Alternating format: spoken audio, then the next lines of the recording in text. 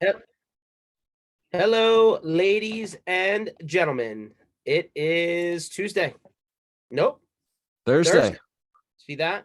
Losing track of time. It's usually a good thing, but in this time of the year, it's par for the course. It is Thursday, October 6th, 2022. And man, we are in the thick of things. It is the busy time of the year. Welcome to Q4. Q4. It's where all things come to smash together. Let's get some housekeeping out of the way, and then we'll talk a little shop. Here we go. MSPinitiative.com. This and every session will be available as podcasts or video format sessions on their sessions. Stay tuned for some giveaways between now and the end of the year. Sorry for being a little bit behind on those. We have our last MSP community block party and the biggest one we've ever done here at the end of the year on November 9th in Orlando. Surprise, surprise. So if you're going to be in town, we know there's several things happening. The big end of year conference that we're all familiar with. Hit us up because we're bringing in the All-American Rejects. That's right. In for a private concert at Icon Park. That's that, Ferris wheel and surrounding area there on International Drive in Orlando. So come on down. Doors open at 9. Plenty of stuff going on. Go ahead and register. We'd love to see you there. Obviously, hoping that your MSPs and you're registering. Lastly, we have our Channel Strong Tour. 2 more left for the end of the year. We're going to be in Vegas, Phoenix, San Diego, Irvine. Not next week, but the week after. And then at the very tail end of November and beginning of December, Florida again. Fort Lauderdale, Tampa, Orlando, Atlanta. These are like our tailgate style, parking lot style events at MSPs that host us. So, these are pretty fun. You get to network with other people in your area, learn a few things, grab a beer, grab a sandwich. It's all fun from there. So here we are. I'm excited, right? Because, we just see all these people over and over again. I was just talking to my friend Jeremy, who's joining the show today from Blumira. I think I spelled that right or said that right. Yeah, that's how we say it. Blumira. Okay, Blumira. So, joining the show, we were just talking about how we should just have timeshares and like apartments down in Florida because we're there. We're always there. It seems to be like every month or so.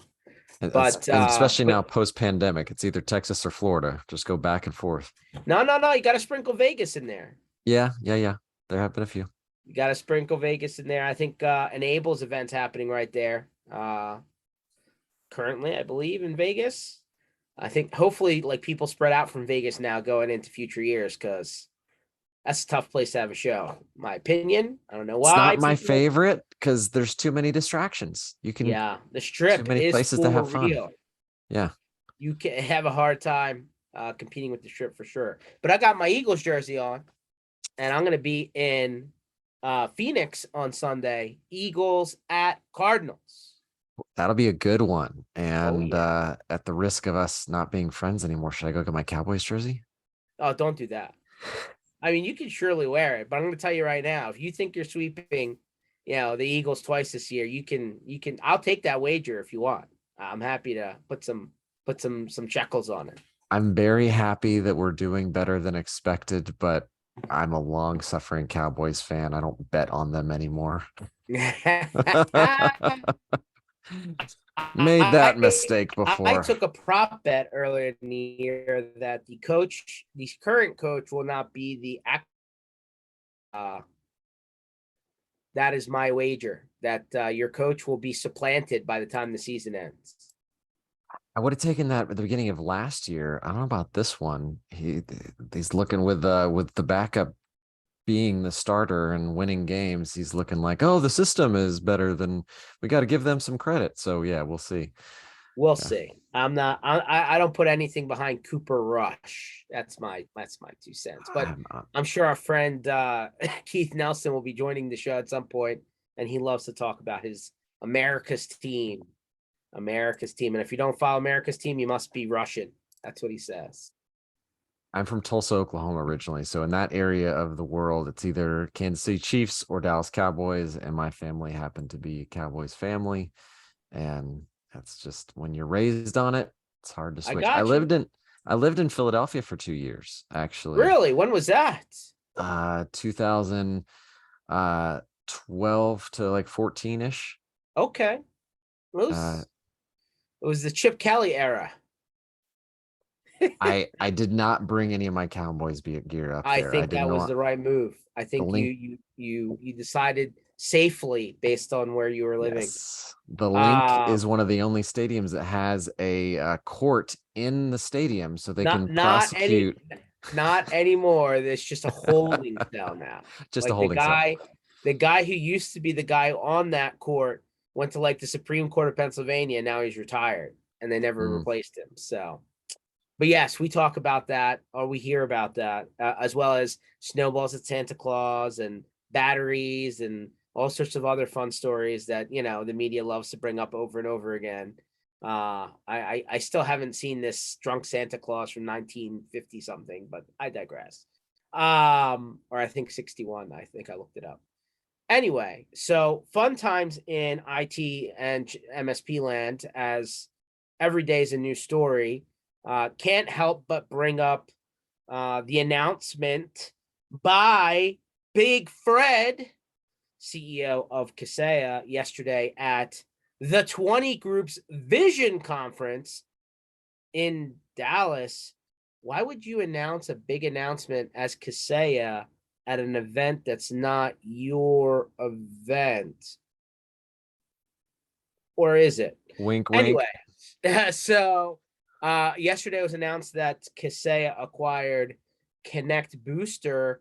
It was funny to check out the Facebook and Reddit forums and all the places where people like to do the keyboard warrior thing. And it was shocking to me that people, I guess, hadn't heard that floating around for some time. It was funny, even the formal press releases and like the articles from Channel Pro and Channel E to E, and they said long rumored acquisition of Connect Booster. So announced He yesterday in Dallas at 20 Vision Con.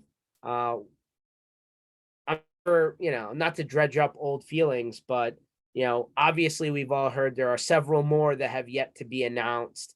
And all the people come out of the woodwork saying, why is this happening? And where's the FT? I think one guy said, where's the FTC, Federal Trade Commission? I kind of chuckled a little bit. Yeah, I mean, like there's more coming. The other one in Joe Panettieri's article, so definitely hit Channel E to E if you haven't already. He said also rumored technology marketing toolkit potentially acquired by Kaseya. Otherwise, we recognize that as Robin Robbins. But yeah, I mean, I love this acquire and don't announce strategy. I really don't. I'm just bringing it up.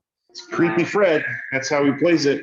Well, Anyway. it's a transparency thing, right? I mean, there were a lot of legitimate statements about, hey, we asked over and over and over again. We were sworn to the high heavens that wasn't the case, and then surprise. So they've got quite the war chest, man. It's gonna keep happening for quite some time. Yeah, I get it. I understand the strategy. I hope that it works for them. I just think that people would rather just understand who they're doing business with and under what terms. Not that we haven't had this conversation a million times, but as these things come out, the same, dialogue comes with it. And listen, on the other side of it, I get it, right? If there's an earn out period, right? Let's say I'm the owner of fictitious software company. I sell to someone else, and as part of that deal, there is a term in which I need to hit certain numbers, and then I earn based on hitting those pieces as part of my deal. Does announcing that right away prevent me from being able to hit my goal? So that's I really truly believe that's the reasoning and the counter argument. But for everybody else who's like, yeah, listen, I appreciate that, but like I need to run my business and I need to know how I'm going to be able to do what I need to do. They just like, that's not my problem, right? And so that's I think the two sides of the scale. Tell me if I'm wrong. By the way, open mic, guys. You can all talk if you're on the system live here. Yeah, I don't think I'm going to be arguing with that. I will say that I hope we start after acquisition, focusing more on the partner experience and partner support. I think partner support is probably the first thing that goes downhill after a lot of acquisitions for various reasons. And making sure those two things stay consistent Well, I is mean, it I'll would go into keep a Walter. lot. Go ahead. Walter pops in here and says, we have investment firms buying MSPs to make mega MSPs. So not surprised Kasey is buying up all these companies. 100% PE and VC definitely know that our sandbox subvertical exists. The money has been coming in for several years now, although I do think we're going to be in a small period, at least 12, 14, 16, maybe even up to 24 months of just probably a little bit of a slowdown, just because you can't avoid the world out around the markets and so on. So, and the interest rates accordingly. So coming back to your point, Jeremy, Keith Nelson, who's not on here, said, hey, you know, I was trying for what he said. I think he said, he posted on the one Facebook group, it was like 10 or 12 days to get his password, his account MFA reset to get into his account, and like couldn't get a hold of anyone to help him.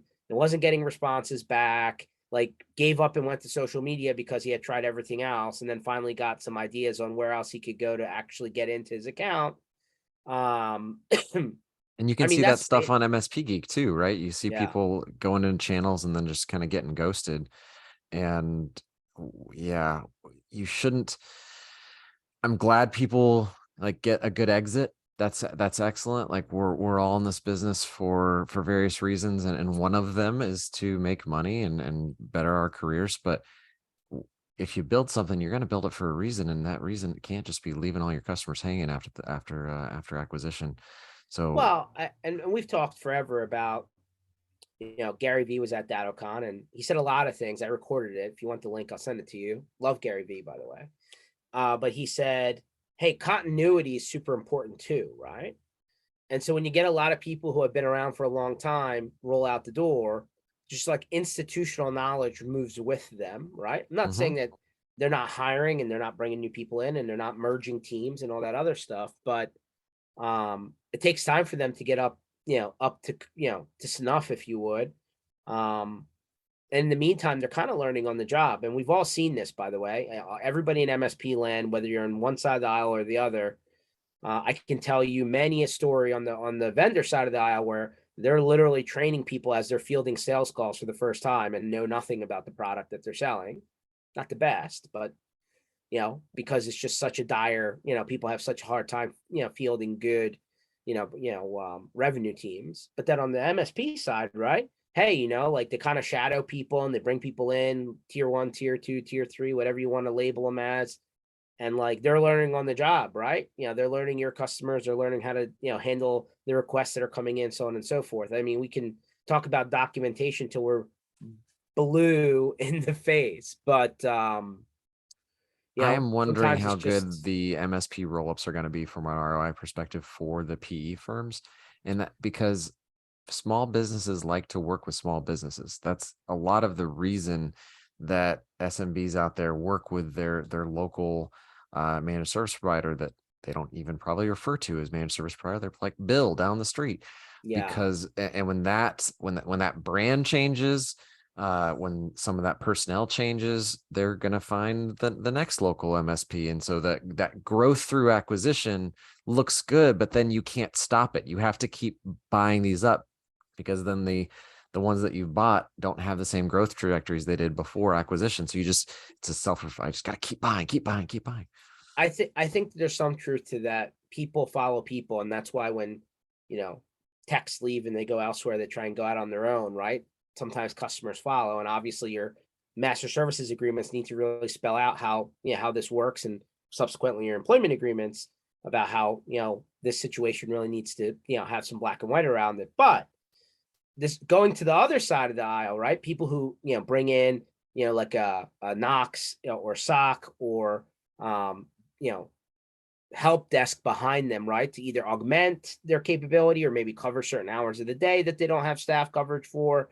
You know, part of the reason why that fails is just they're talking to somebody new every time and there's no account familiarity. And then like I know some of those companies that do that have been trying to pod their calls so that the people kind of get the same 3 or 4 or 5 people every time, if they can, just to kind of keep the familiarity and to keep hearing the same people over and over again to kind of build that up. But I hear what you're saying. There's probably a little bit of strategy, and we've had several people on, since we started MSP Initiative back in March of 2020, where they are the people that are the face companies, I call them, of going out and acquiring people, like Tech Gain, and Nexus Tech, Purple guys. There's a lot of guys out there.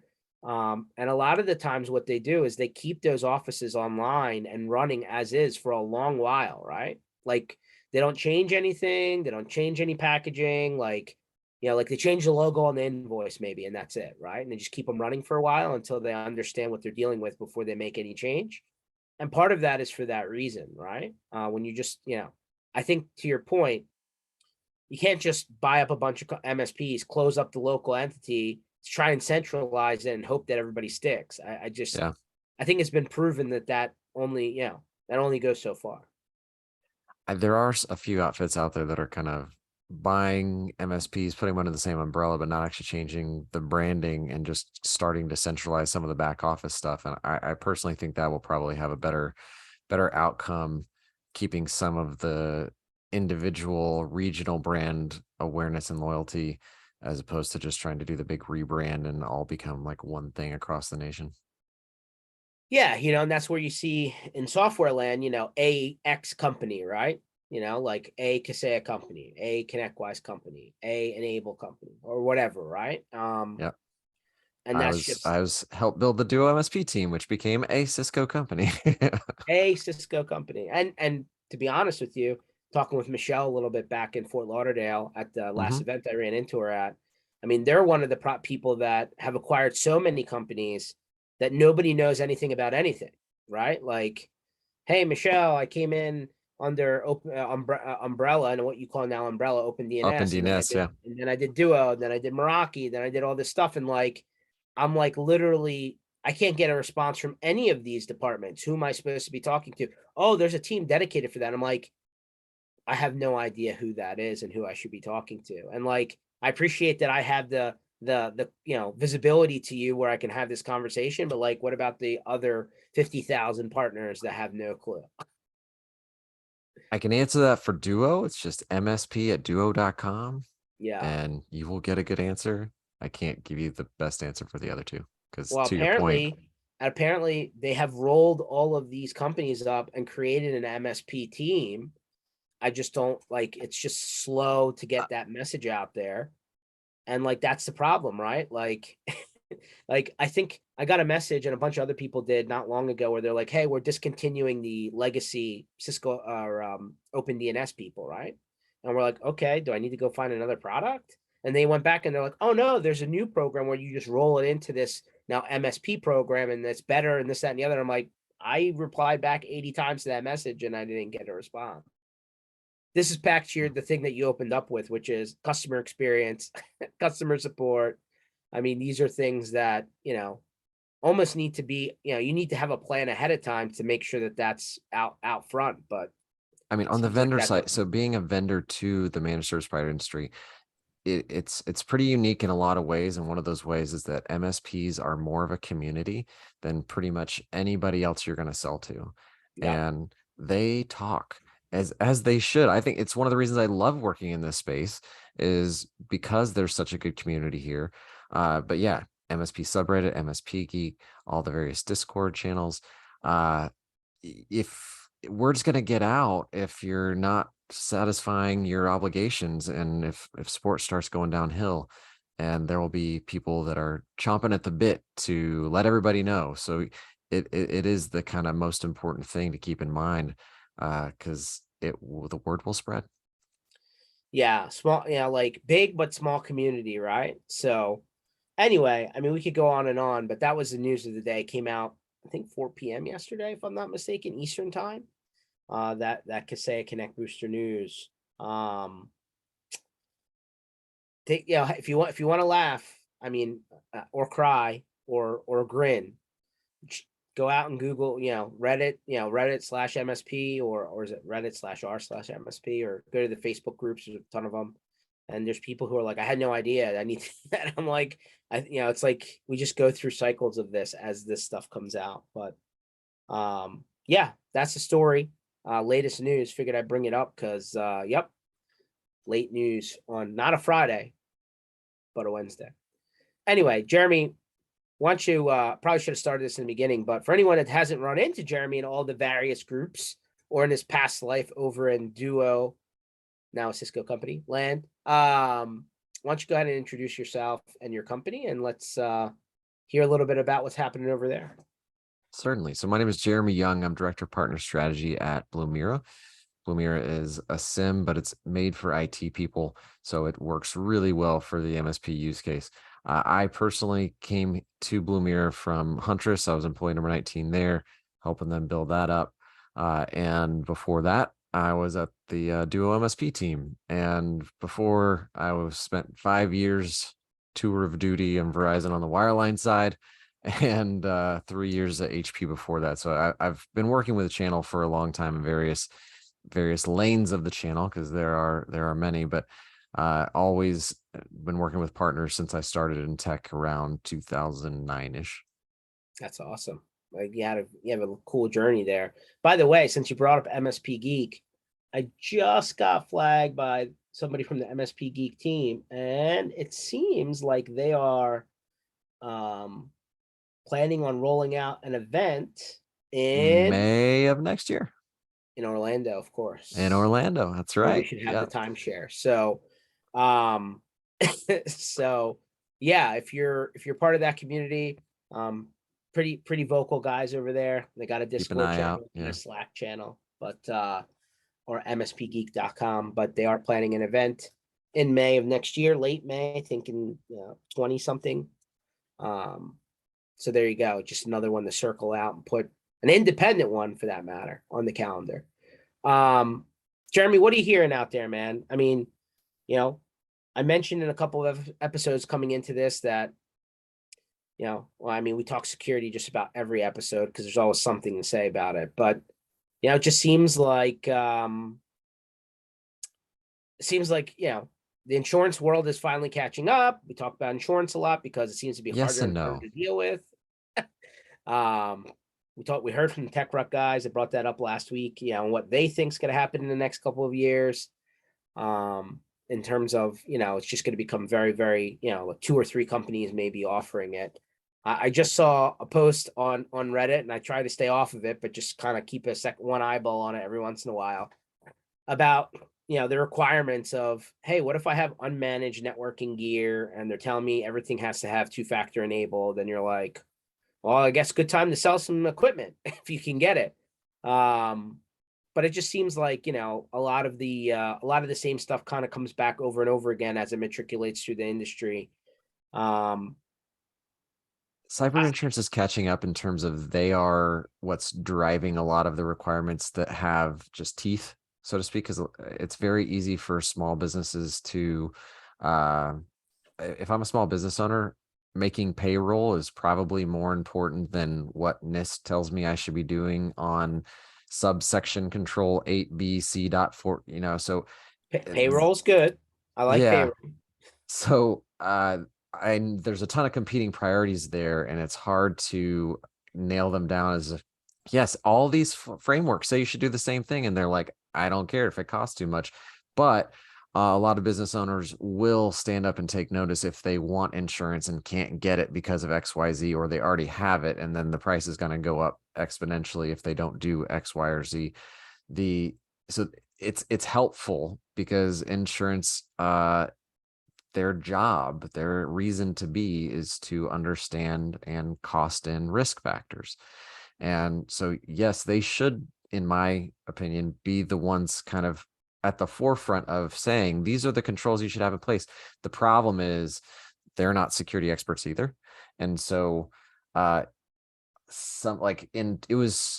you talk to security experts, and I'm talking circa like 2016, MFA would have been like a high recommendation for 15, 20 years. And 2016 was about when insurance applications started to ask, like, do you MFA? but it wasn't even like, do you have MFA on VPN and 365? It was just very broad stroke questions where you could just be like, yes, I MFA. Thank you. I will now take my insurance. But so that it has been a very incremental process of them starting to ask the right questions, of them starting to understand what actually good requirements are, but then also understand not just what does the prevention, but on the backside of it, what mitigates the cost of a breach should one happen. And so that's where a lot of carriers are starting to really push on you mentioned management, on management of like EDRs, and do you have logs? Are they going somewhere? Is anybody looking at those things? Because they are now starting to understand how to control their costs and how to better prevent. And what are you showing us here? So this came out, I think, last week. And so the Treasury is seeking comments on how to structure a cyber insurance program. And basically there's we're in a 45-day window right now, and they're like, hey, should cybersecurity or cyber hygiene be measured as should be required of policyholders under federal insurance program structure. So like maybe the government's kind of starting to catch up with what's happening out there. But now they're asking the question, right? Should there be a separate program that the government puts out on their own, or if you have insurance through any government program, should they require any cyber hygiene stuff to be checked, right? So The there's word catastrophic two there, though, does kind of point to these are the macro events, the Exchange 2020s, the Kaseya July 4ths of the world, as opposed to one individual company getting hit, which they still matter. But it's more of a macro thing. And I'm all for it as long as it's like driving current ones. The problem with a lot of the frameworks and a lot of stuff is they're like good intent, but tend to miss the mark in terms of what's actually effective. And so like change your password every 90 days. That's actually less effective than just having a long and secure password stored in a password manager. 100%. Well, So I mean, one of the things that this could be doing, Jeremy, is that some of the insurance companies are excluding state-sponsored stuff, right? I think somebody told me that came out of the Merck litigation that happened. There was like a $3 billion claim, and then the insurance company was fighting Merck Pharmaceuticals, saying that it was an act of war. Turns out the court system, ended up saying, nope, it's a claim. They paid it out. And then now insurance companies have kind of gone out and said, hey, should we just exclude this, right? Should we actually write the exclusion into the policy now? So maybe the federal government's coming out saying, okay, maybe we'll create our own, right? In order to, kind of handle that, kind of like flood insurance. Underwrite right? the underwriters. Exactly. You can't buy flood insurance without going through a government program, I believe. So it's a similar idea, I think. But could be interesting. Anything that gives people better coverage is a good thing. But the fact that this is also under the Treasury, they are, I think it's the same branch that dictates which cyber groups you can pay ransoms to. And so right, because your ransom could be on the terrorist list or whatever. Yeah. And so it doesn't necessarily mean it's going to help on the recovery side of things. But if it is driving preventative controls, then hey, all the better for it. Well, I think lowest hanging fruit, I guess, right? I mean, if somebody's targeting you, that's one thing. But if you make it easy for somebody to find you, that's the other. And I think the problem is that, or at least before the pandemic, half the economy of small businesses. I don't know what the current statistic is. Not, and I'm not making fun of that. I feel I think it's bad quite a for bit the more small than that. Like businesses that got hit, right? But at the end of the day, right, people are paying, and whether they have coverage or not, right? And the problem is that it's, I almost find it funny, right? We're talking about all this stuff, and I just thought, I was like, I love how the bank accounts still use like SMS as their two-factor. And like, I feel like unless like some banks require you to get like the FIDO key, right? Like the UB keys and stuff like that. Like everybody else is still using just like SMS over, not even over the top. So I feel like there's just still a little bit of a cleanup that needs to be done just for the basic stuff. Well, it's because those were early adopters. They were the ones who actually first implemented 2FA, and then they got kind of curve jumped at some point where the technology surpassed them, and they're like, well, we already did it. We already checked that box. So, because I Yeah. mean, a lot of them were just doing email for the longest time as the second factor. And that's like, come on, if you've got my credentials, you've probably got my email credentials as well. But SMS is definitely better than nothing. But yeah, I use Chase for a lot of my banking because they have OTP notifications. They'll send for quite a bit of the weird activity out there and identity verification, because that is near and dear to my heart, of course. Yeah. Well, But at the end of the day, so what, so you're at Huntress. Huntress is still pretty popular in the sandbox. They got a pretty cool following. What's I happening joined at Huntress right Blumira before the pandemic. Yeah, so yeah. it was No, kind no, of no. But like not on the road. why the jump, right? What's Blumira doing that really caught your eye? Well, first of all, when you're made an offer you can't refuse, by definition, you can't refuse it, right? So Blumira is out of Ann Arbor, Michigan, and Duo was out of Ann Arbor, Michigan. So there's a lot of ex-Duo people at Blumira, and there's kind of like a recipe for success in the MSP space in terms of selling a security product, at least in my mind. There's a lot of security products in this space that try to sell to the MSP, and they are first and foremost concerned about getting you MSPs to give me your money for your internal use.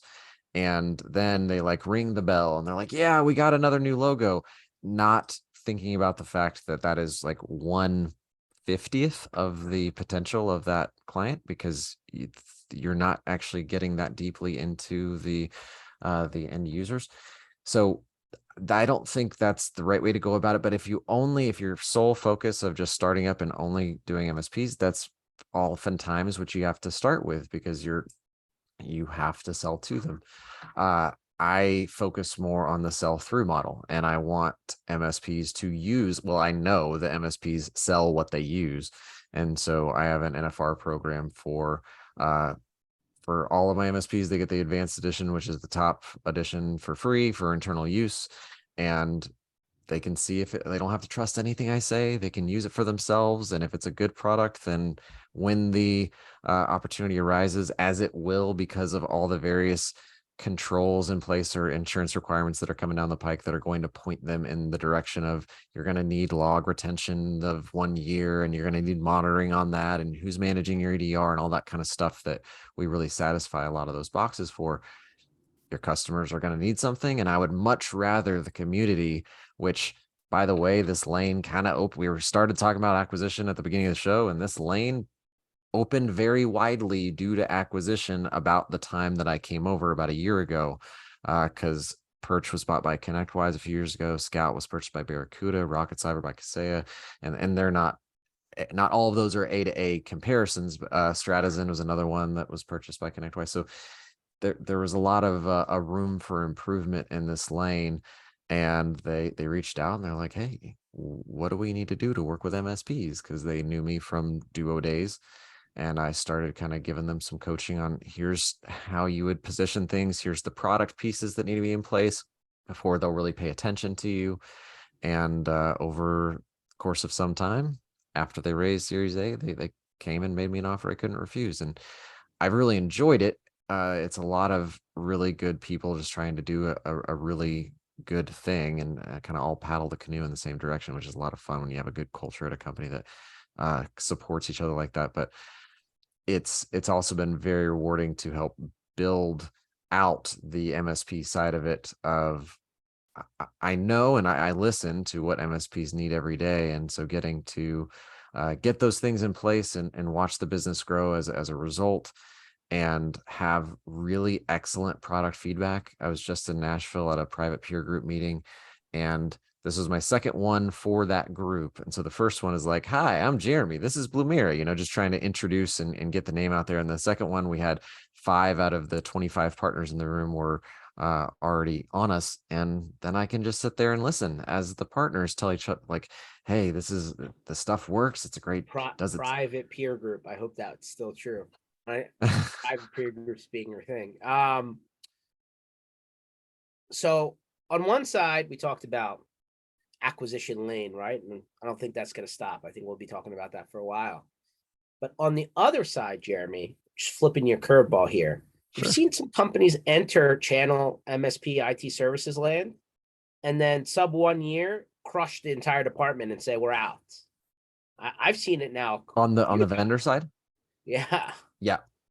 So like there's a scary part on the other side, which is, hey, I make this investment, I adopt this solution, and then my vendor's like, we decided to go back to enterprise land. Sorry, we're out. For anybody that's experienced that, I'm sorry, not the greatest experience either. What makes a successful program? What are the things? What are the barriers that MSP says? Will tell you, yeah, I'm not so sure I'll adopt that program because. What have you heard of the stumbling blocks there? Well, there's product fit and there's program fit. And so to address the kind of first thing of, so we have been, I told them this is a 3-year investment before I'm even going to come over, because a lot of MSPs, to your point, won't look at a new vendor until they've heard it from about 7 different places that, hey, you need to go try this, because they've had that in their lives so many times, like going back, I mean, depending on how long you've been in the space, but that's not a new thing. People have found out about MSPs and dipped their toes in the water just to be a flash in the pan for a long, long time. A lot of that comes from, and as you mentioned, enterprise down. When you're an enterprise company and then you come to MSP space, a lot of enterprise SaaS companies are really, they have a product, but it's kind of like a app dev shop, because when you're selling to an enterprise, you will make a lot of custom changes to win that multi-million-dollar deal. And then when they get to the MSP space, there's so much they would have to build and change in order to work with them, that's kind of a lot of what drives them out. And when they realize that once they do that, those deals are going to be smaller and then incremental, they're like, I'd rather just go elephant hunting, and they leave. Our mission is to serve small, medium business organizations who have been neglected and priced out of this lane of technology, security, information, and event management. And in order to serve that mission, you have to work with MSPs, because MSPs are the outsourced IT department of SMB. And so this aligns with our mission, which is one of the reasons I know that we're not going anywhere in this space.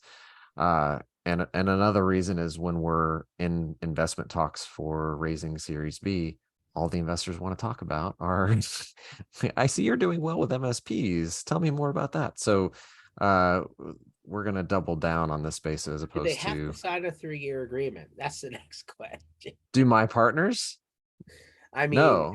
every time there's a money band somewhere in the mix, I feel like the 1, 2, and 3-year agreement are automatically in the blueprint, unless you somehow got ahead of that somehow. You know what I mean?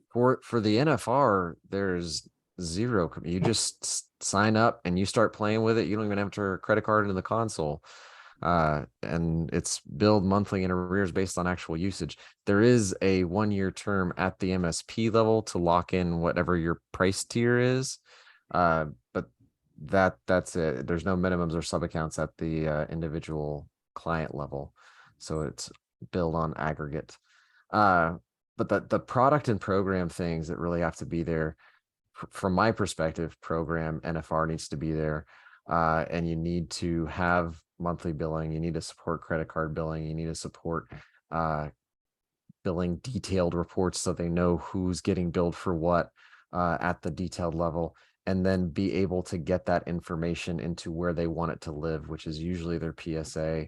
And a lot of times they're eventually syncing that up into QuickBooks, but basically get it into the formats they need it so it can be operationalized into their business. We're getting there. We're not quite there yet. Same thing on the ticketing side of what if you have an output, and at Blumira we send along security findings. those need to get into the PSA, into the proper place and into the right service board or the right client, or depending on the PSA you're talking about, whether it's assign it to the right contact or there's different ways they do it, but you need to have findings that are able to either be parsed or API connection into those. And right now we're doing okay on the parsing for those. We will do more in terms of the API integrations to get those in the right place for both the ticketing and billing. That's kind of the product side of it, is making sure that the MSP can do what you are asking them to do, mainly at the tier 1 level inside of the tools they want to do it in. You don't want to have them every single time you have to pop out into my tool. You want to at least have the tier 1s be able to stick where they are, and then if needed, assign it up the chain, or just be able to be like, yep, okay, we're good, moving on. Because operational efficiency is the name of the game in MSP land, and adopting a new tool, like, just because the NFR is free isn't free. They still have to take the time to set it up, to learn the tool, to get it operationalized. And that can take a What do while. you use that quote? Free isn't free. I love Yeah. Have you that. ever heard of free puppies? Like, They're never free. they're never free. Like, the puppy itself might be free, but there's a lot that goes along with it. And I understand that. So I understand that. I never feel good about, in the MSP space, giving an MSP like a 10-day, 20-day, 30-day, 50-day free trial, because they're constantly playing whack-a-mole. Like, they got fires coming up left and right. And so if you expect them to evaluate your product and then operationalize it in a short window of time, your expectations are probably out of line. And so, yeah, we do things a little differently, and it's turned out really well for us, but it's also given us the time and credibility really necessary to get the feedback we need from our partners to make those changes in the product, to where we'll just knocking down little objections day by day to get to a place that it is exactly what they need. Awesome. Well, obviously the business model needs to make sense, and to your point, credibility, right? Making sure that you're working with someone that's, hopefully it's going to be around, and that you have heard other people using, and then you'll take a peek. So if you guys haven't looked at Blumira, check it out. Blumira, right? And it is right. And like, so it's blue as in like red team versus blue team. So we're the good guys. And then this is Mira, our little hedgehog mascot. And the questions come up around why. Well, hedgehogs have built-in security, not bolt-on. It's born with them. So Hedgehogs have built-in security. Okay. I've yeah, never thought of it that way, but that's interesting. yeah. Right on. And speaking of built-in security, to answer one of your kind of prior product questions, like, if you are going to have a security tool that works well in the MSP and SMB space, the security expertise has to be built into the tool. So a lot of security tools were built for security admins. Most of us don't have security admins. None of our clients have them. A lot of us, it's mostly just IT practitioners. And so if you can take a security tool, turn it into a product that IT people can use, and have the security intelligence be on your side and come along with the tool, that's what works in this space. That's why Huntress has done so well. That's why Duo did so well, because Duo is a security tool, but it's just follow the documentation and it works. And that's why it's a security tool for IT people. Huntress, they did really well because they automated getting everything rolled out. They do all the security stuff, and they give you step-by-step instructions on what to do after the fact. And we operate a lot of the same way. It's kind of a mixture of the two. Follow our documentation to get the logs flowing. We do all the middle stuff, and then the outcome is step-by-step instructions that any IT admin can follow. I like it. Darren, how you doing today, buddy? Doing okay in middle of some stuff, but good things. I got to look at Blumira for sure. I mean, I know who they are, of course, and I have to evaluate it. So we'll be on the list. Yeah, we'll On be here the when you're list. ready. I like that. we got Tim on here who came in and is loaning us his parking lot on the Channel Strong Tour in a couple weeks. Appreciate you there, Tim. Nice. It's a pleasure. We're gonna have the best taco show here that you've made. I Tortillas did- made I by did get a hand couple on people- site. I did get a couple Yeah. of people saying, "Hey, are you sure we're not? Are we still on the U.S. side?" I'm like, "Yes, we're still on the U.S. side. I know it's right. It's like a mile away from the border." Oh, I it's said, less "I than that. promise We're you." yeah, you can see the flight controllers in the Tijuana Airport Tower from our parking lot. It's mix of cultures. You're gonna love it. I told people if you see a sign last turn before Mexico, you went too far. Those are people who don't have cell phones because you can't miss it. Just set and forget. I'm sure somebody did that, Tim. I'm sure somebody passed the sign, didn't realize, and then ended up at a checkpoint. Well, if I could do signage on the freeway, I would do that, but I don't think the highway patrol would be happy about that. Yeah, I'm sure. No, I'm excited to get people to go a little bit south than they're usually used to. But hey, good food. We're excited for some good Mexican food. Yeah, tell them it's I gonna be a will. big good party. It's worth coming this far down. I'll be there. I'll be there for sure. I was in your neck of the woods, man. I hoped you'd be there. Yeah. I think I'll be there. I think you'll be there too. Is the trailer moving, Pete? I hope it is, buddy. It's not moving yet. The date is set and then everything's in place. So All right. Let's hope we get a car on the other side intact. Yeah. I don't see why we wouldn't. Our new strap down techniques are pretty solid. So Okay. No Private shifting parking cars. lot. You can do donuts, Pete. all right, we'll see. We've had local law enforcement's come out and checked on us a couple of events now. So we'll see what we can raise. What we can Well, raise. It's so close. It's so close to the border. They'll have all the other things they need to worry about. We might get away with it. It's Just true. kidding. But the California car scene, you never know. So Yeah, I got you. Well, we won't recreate Fast and the Furious. That much I can tell you. But it'll be a good time, and I'm sure the weather's gonna be good. I didn't even look at the weather, the 10-day forecast. Yeah. I told Chavez if she could bring rain, she would be appreciated, and we'll just do it indoors. So we could use some of that, but it doesn't look good. Yeah. You The guys set it still and on a forget it drought? approached. I think you guys are on a drought watch, are you? oh yeah. Big time. Well, we can ship some water to you. What do you think there? Put a couple cases of water there on the trailer, Pete. Couple cases. We could probably fill that trailer and still not have enough. Yeah, I'm sure. Here in No, I'm Austin, excited. Texas, we could use some as well. Oh, that's right. But Dallas fan. Well, just we'll do a program. Trade your jersey in for water. Yeah, but I'd like to have some water though. Water, George. water. Yeah, I know. I got it. I'm from that part of the world, man. At least it's not Boston. What can I tell you? Sure, Yeah. Kenny We, P's we still were there. we were talking with a client that if it rains just a little bit too much, the mudslides will begin up in the north. So Yeah, California. It's dangerous, that's never- dangerous, slippery slope. So that's never good. yeah.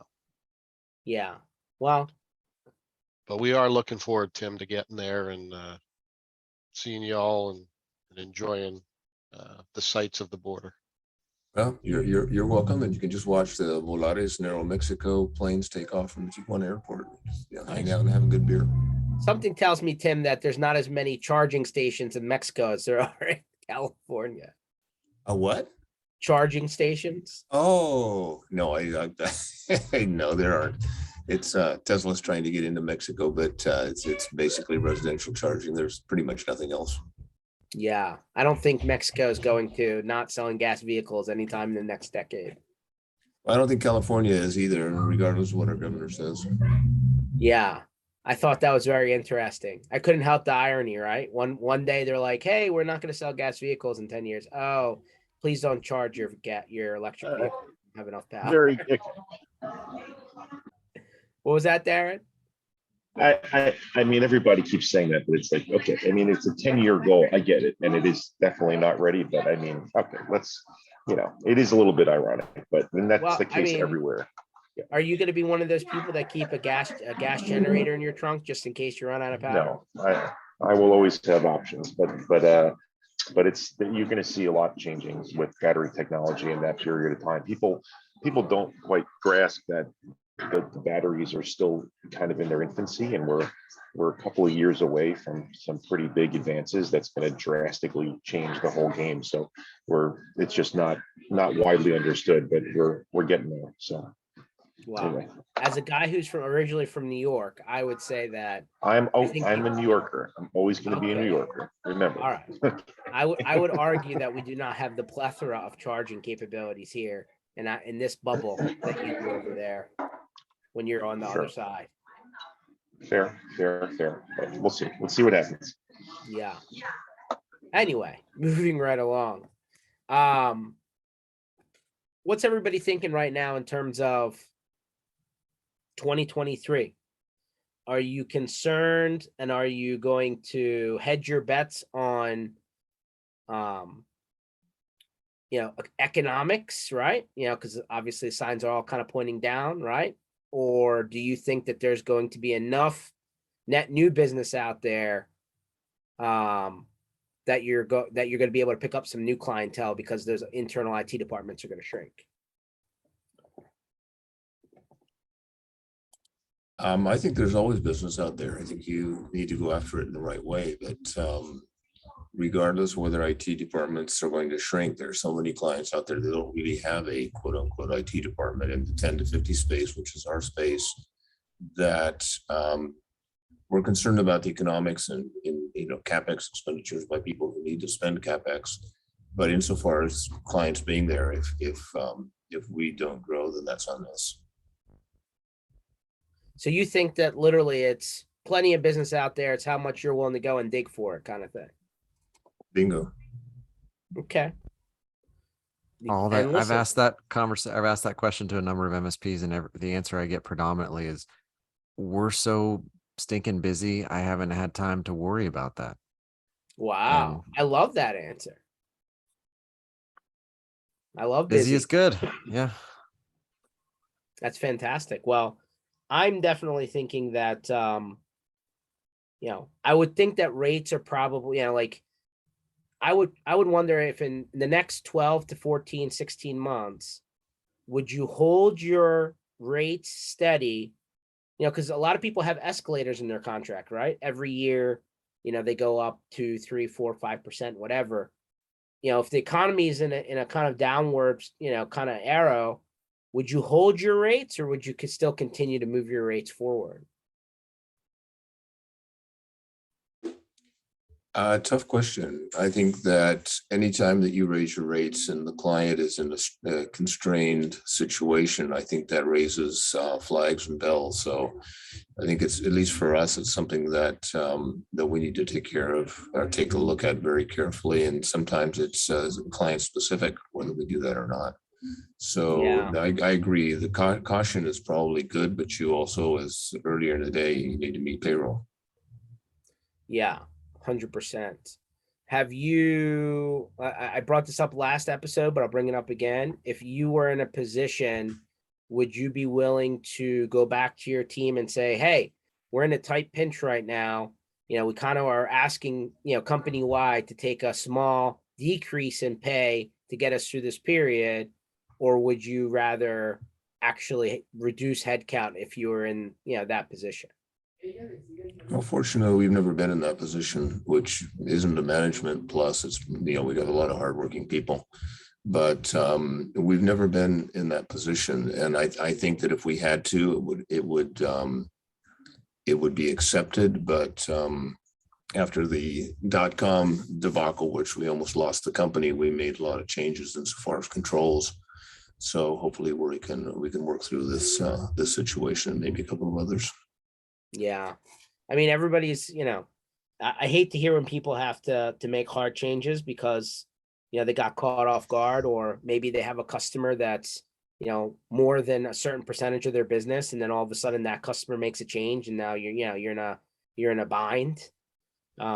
Which is why every time you've ever gone to traditional banking, right, they ask, is anyone of you have any single customer that's more than X percent, 33% or whatever of your revenue. But yeah, I mean, I think, you know, these are the things that everybody has to start asking themselves as we're going into this period. And that way you don't get stuck in the last possible second to think, you know, worst case scenario. But, you know, Jeremy, I'm really happy to hear that if people are busier than ever, and I hope that that's, you know, not just net new customers, but also existing customers that are finally doing those projects that, you know, they were like, later, and now later is now, right? Right. I'm hoping that's part of it. But Swiss Army knife, I think that's the word the phrase I like to use, right? You almost have to be ready to make a change at a moment's notice.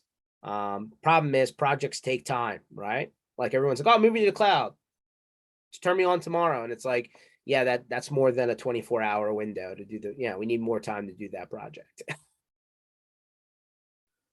So, especially the security stuff, right? On your side, I'm sure it's not just install an agent, let it run. I'm sure there's work that needs to be done and things that need to be tweaked. So It's better than it used to be, but it's there's always going to be work involved.